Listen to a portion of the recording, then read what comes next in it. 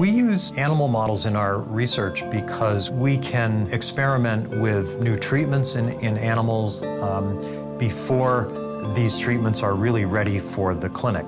And we're able to then really get answers that we hope will allow us to take the information back to the clinic and come up with new and even better treatments. Could you please provide your viewpoint on general role of animal testing in advancing science and medicine? I think that is a difficult question. In a sense, it can help progress the advances of science, but also it can be harmful to animals. Animals' lives are just as important as human lives.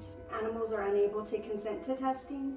Our current world has currently evolved in technology, so surely they can come up with other ways of testing in the laboratories.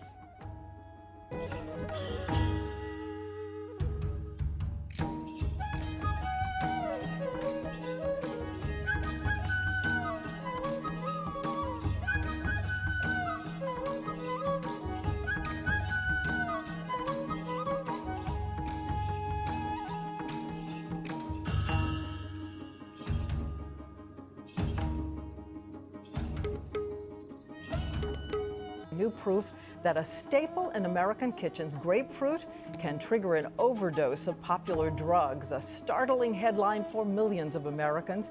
Please provide your perspective on the types of medications most commonly affected by grapefruit.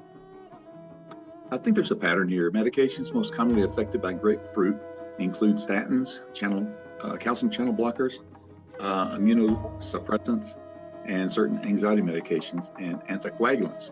I believe these drugs rely on the CYP3A4 for metabolism, and grapefruit's inhibition of this enzyme can elevate drug levels, increasing the risk of serious side effects.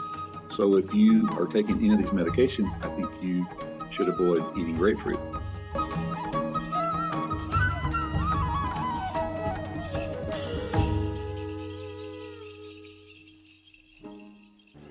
Technology is changing our world. Our devices allow us to do things that were previously unimaginable. But is that a good thing? Elaborate on your speculation on the link between phone-induced sleep deprivation and teenage academic performance.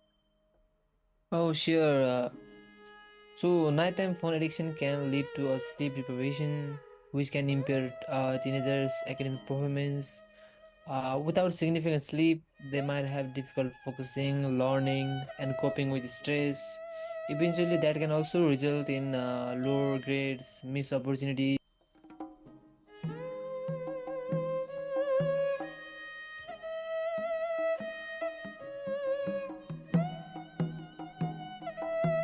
Since Naresh was arrested in August, every time I asked them what justice for them looked like, they would tell me a murder charge.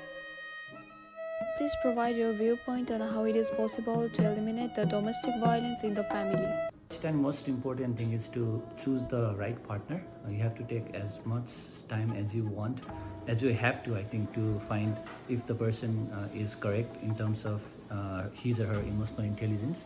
But then if he or she changes his or her behavior later, then you have to make sure that you need to speak up to someone who you can trust, because unless you speak up, no one will know. So I think speaking it up, first, you just try to prevent it. If you can't prevent it, you have to speak up with the people you trust.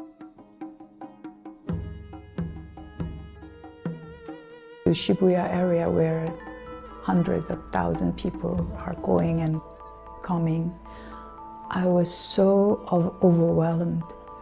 The energy that I accumulated in my body was just overwhelmed, and I had to stop.